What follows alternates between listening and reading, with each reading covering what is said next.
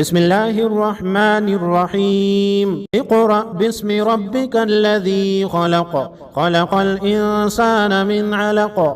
اقرأ وربك الأكرم الذي علم بالقلم علم الإنسان ما لم يعلم كلا إن الإنسان ليطغى أن رآه استغنى